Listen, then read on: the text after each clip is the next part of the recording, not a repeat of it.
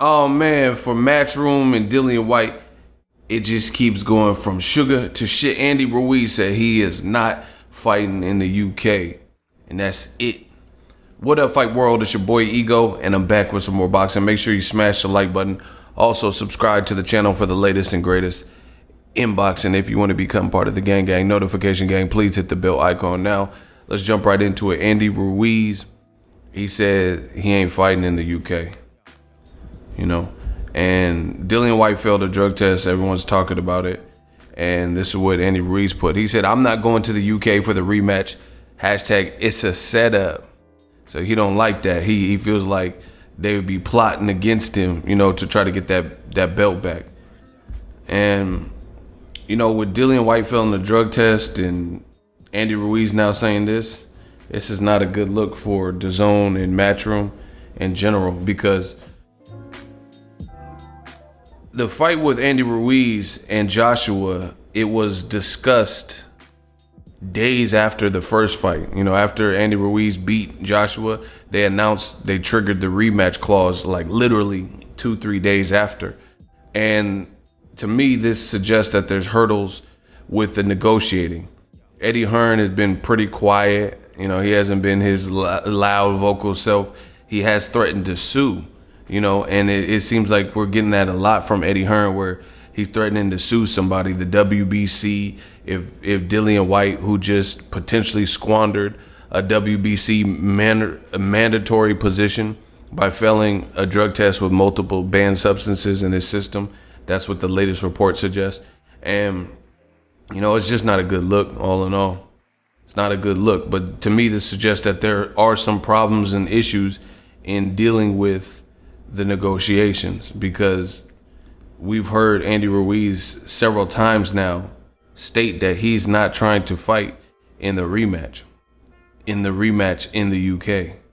He said he's definitely down to fight Joshua, but I don't blame him. I think he wants it to be on the even playing field, and he feels, you know, realistically, if he were to fight in the UK, the odds would be stacked against him no matter what, just based on the referee that they could use. Just look at the Joseph Parker fight. The Joseph Parker fight, Joseph Parker was not allowed to conduct any inside work. He was constantly like warned and broken up by the ref every time he tried to advance and push forward. And that's clearly a kryptonite for Joshua. Joshua's 6'6". He has some good height. He doesn't seem to know how to tie up and clinch, and he doesn't know how to, you know, work on the inside the same. That's why Andy Ruiz had so much success in the first fight. So, you know, it's just a nightmare right now. It really is a nightmare for Rematchroom and DAZN as far as what they're going to do. I don't know what's going on because I'm not privy to the actual contract, but let Andy Ruiz say it. He's confident that he's the A side, but every time that's mentioned, you hear Eddie Hearn kind of do interviews and suggest that's not the case. But I guess we'll find out more when the fight is announced. Andy Ruiz, he's making it like he's in the driver's seat. Andy Ruiz is making it like, oh, if I don't want to fight in the UK, I don't have to. And Eddie Hearn is like, yes, you do. You know, there's a strong chance, 65% chance that it happens in the UK Principality Stadium. So I don't know. I don't know how they're going to overcome this. I don't know what the contract stipulates, but it seems like Eddie Hearn thinks that he's in the driver's seat. Yeah, I'm right here with my cousin. Check this shit out, man. Oh, that's dope. Love, man. Representing. Much love, man. I love all my family right here, man. Yeah, baby. Representing. Swear it is. Hey, he balling out now. Ever since he won that Joshua fight, Andy Ruiz been balling. He been like looking sharp and shit. I fuck with Andy Ruiz. That's really dope. But anyway, I don't know what's going on. Andy Ruiz making it like he's in the driver's seat, and then according to Eddie Hearn, Joshua has the final say. So I guess we'll find out shortly. But it's very interesting times for, rest in peace to Maxim. Very sad news. Very interesting times, in my opinion, for Eddie Hearn in DAZN and Matchroom, because there's a lot going on currently, a lot, and it'll be interesting to see how it plays out. Obviously, this is a fight looming in the background. Eddie Hearn did an interview I seen. I didn't watch the whole thing, but he was basically saying that congrats to Andy Ruiz, and people are saying PBC got the belt, but PBC doesn't have the belt. Ruiz has the belt. Once again, Eddie Hearn's playing semantics. He knows exactly what people are talking about. And he's saying like, oh, PBC, yes, they do have the belt. Andy Ruiz is advised by PBC founder Al Heyman, and Deontay Wilder is as well. So yes, PBC does have the belt. You know, I hate when people play games. You know, when someone's saying PBC has the belts, you know exactly what they mean. They mean Al Heyman advised premier boxing champions fight. Like Ruiz, before he fought Joshua, what imprint hosted his last fight? On the Danny Garcia, Adrian Granado's card. Okay then, premier boxing champ PBC.